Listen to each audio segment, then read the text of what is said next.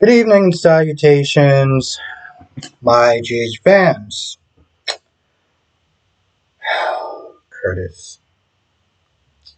Curtis, aka what Kyrie's calls Little Bill. You know, I was feeling for him up until today. Up until this sad ass pity party that he displayed. Listen, I get it.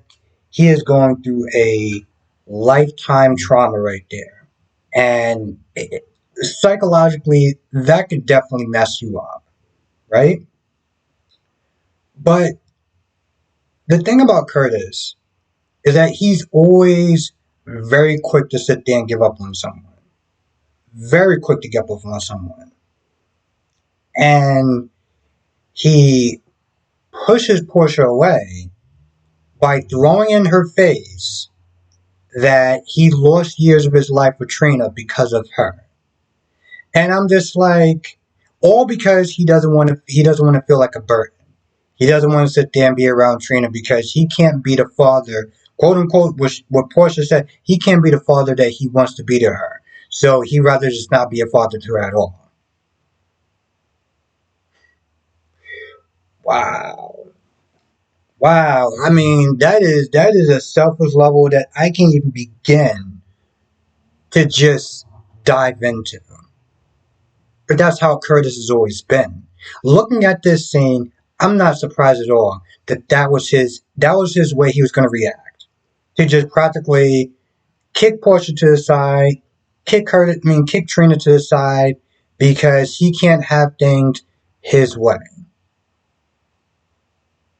It's I can't even sit there and say it's sad because this is how Curtis has always been.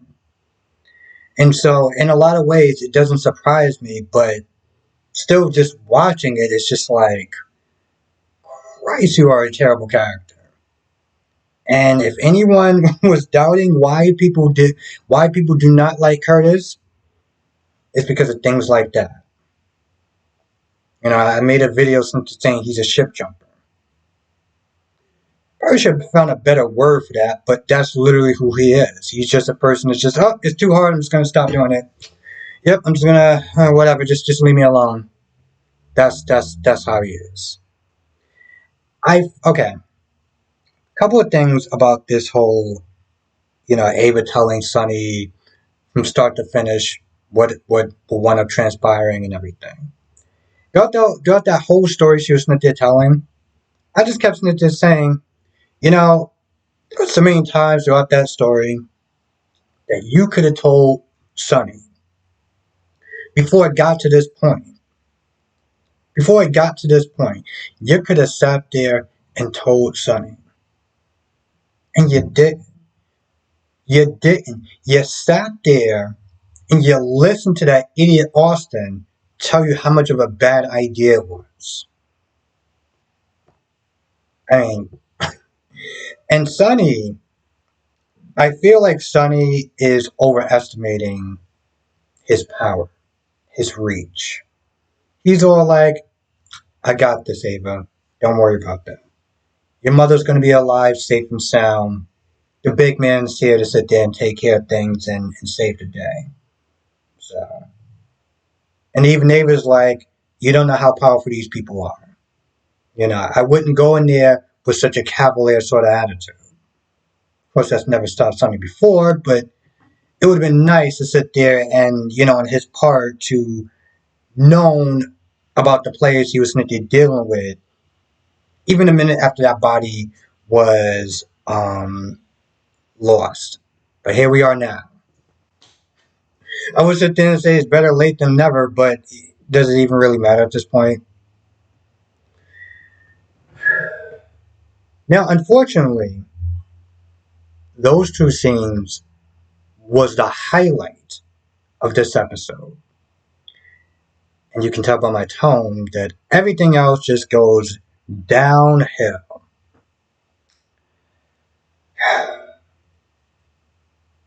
Michael and Willow.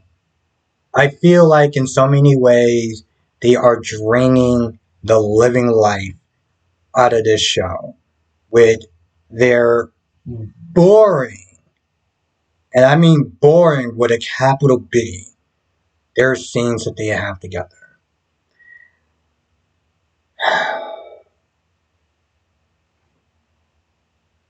I get what they're trying to do, right? They're trying to balance this show out. You got Sonny and Ava's that they're dealing with this whole situation. You got Curtis that they're dealing with a life altering, changing accident, right? They're trying to balance it out with some wholesome, kind of cutesy, fun, heartstring sort of scene. I gotta sit there and tell you, none of it, from start to finish, worked for me. I cared nothing about the scene. I cared nothing about these characters. Um, and they could have just not put that scene in there, and it wouldn't have made a difference in this episode. What else is in this? Oh yeah, Josh and Dex. This another group of people. You know, the sad thing is that you look at these characters, right? You look at I'm not saying that name. You look at Josh and Dex, and then you look at scenes of Michael and Willow. Generally speaking, the scenes with Josh and Dex are better, right? They're just not as boring in general. But they didn't really do anything throughout this episode either. It was hot. They made love. That was it. Oh, and he told her that he found the dead body. Okay. Other than that, it went exactly nowhere. That was it. Just nothing. Um, Sam and Dante. Sam is suspicious of Gladys, and she's there investigating her because she's like, this whole thing with Sasha, this guardianship, how much of a hold does she, how strung out she was at the fact that, the guardianship is coming towards an end. Like, she just, you know, is red flags. Plus the whole giving up of Brando's garage selling to Miss Wu. Things are not adding up. Okay? There's definitely something fishy about um, them. Just about her in general. So, she's sent to investigating that. And at some point, Cody comes over and Cody's like, yeah, this whole thing with Sasha isn't right. And I'm pretty sure Gladys has something to do with it. So, also, he came over there and he was like all injured up and he checked himself out the hospital and he was sweating like a damn pig. Like it was, I don't know, 90 degrees outside. And then he decided to crash on the couch, ruining their lovemaking. But of course, they decide, you know what, we'll just go in the other room. And he's so passed out, he won't hear us at all. You don't think that would just be kind of a mood killer or anything like that? No, we're just going to just do it right over there in the corner. He won't hear anything. What are you going to do? Just keep their voices down? I don't do that. I don't keep my damn voices down. I want to be as loud as hell. But, okay, sure, whatever. I guess you got to get it in when you can get it in. I mean, they do have kids, so, all right.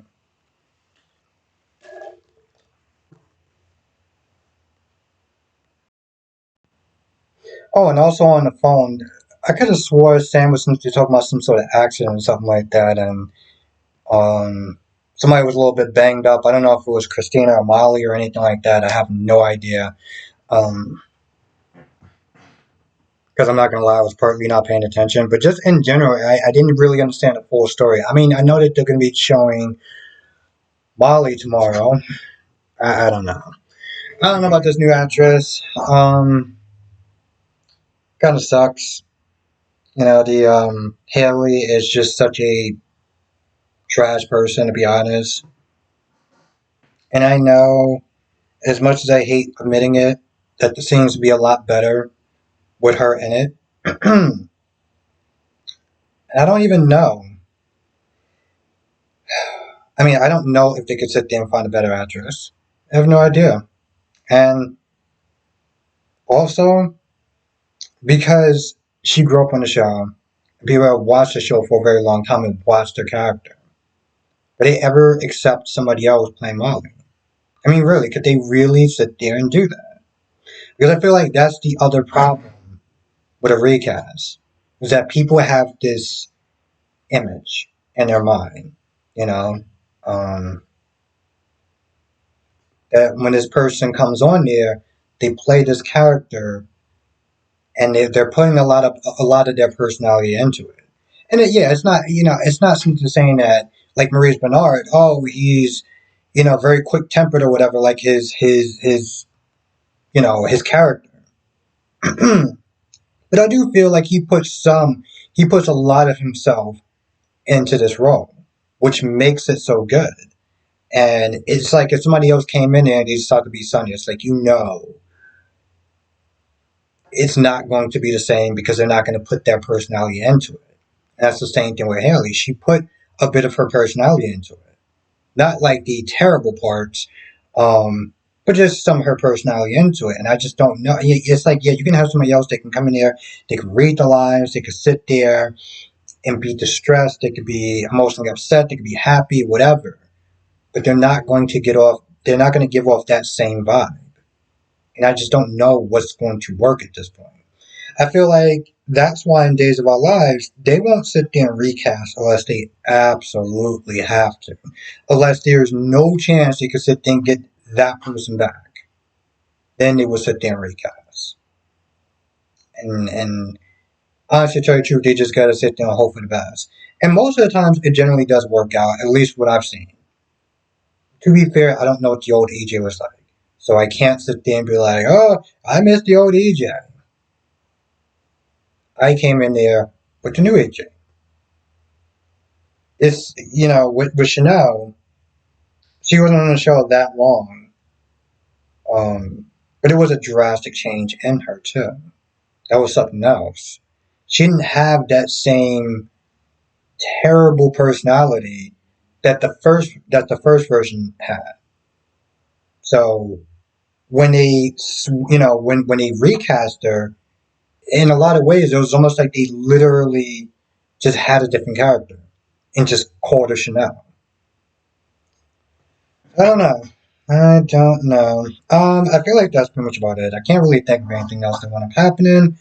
But as always, you know what to do. Come to the live stream tonight, 8 p.m. Eastern, 5 p.m. Pacific. We'll sit there and go do all of them. You know what? I made these announcements in my days, so I was like, let's do it in my GH. First of all, I want to thank people for actually sharing the videos. Trust me, I know it's kind of an extra step, but it really does help out the channel. It really does help growth in the channel. When I went back and looked at my analytics and stuff, I've seen how many people actually shared the video, and it does really help. So thank you. That's number one. Number two, if you're not a member, definitely join. Yes, I do have a lot of fun with the regular live streams. Um, there's still things I'm trying to be better at. Drama, certain things that does wind up happening in chat from time to time. And I do feel like if you come to the members live stream, there is a different energy to it. There definitely is a different energy to it. So it is something you definitely want to sit there and check out. Plus, I do exclusive videos only for members as well. So there's a lot of different perks. Also, for the members, what I'm trying to do, because I started a GoFundMe, and I haven't been really promoting it much, and that's on me. So the GoFundMe is to have a soap opera celebrity cameo to do a member shout out for all the different members that's on my channel. I picked a couple of names. Fiona Hughes was, she kind of skyrocketed the last time I checked. I want to keep the cost low. I want to keep it around 400. So I know I put Ken Schreiner that no one apparently picked because I don't know why. I'm gonna sit there and go through the list again and see if there's any other people that I miss around $400. But yeah, if you want to sit there and do that, the link is in the poll in the description box. Well, not in the description box, but in the actual poll. So if you want to sit there and check that out, because that's going to be a lot of fun. And I feel like there's something. I'll just put that in the post. Also, this Saturday, I will be, and I think the club's called Othello. I gotta sit there and double check that I'll be going to on Saturday. Looks really cool. It's gonna be a lot of fun. So if you want to sit there and come through and just have a good time there, if you are in the New York area and you want to sit there and come through, I will post the description, not the description, but like the name of the place and the directions and stuff like that, like where it's at and stuff. It'll be this Saturday at 8 p.m. Eastern, 5 p.m. Pacific. So definitely come through if you're in the New York area. It'll be a lot of fun to sit there and meet up. Okay, I think that's pretty much about it. So with that being said, I'm gonna go. I want to thank you for watching. Stay safe, and I will see you in the next video.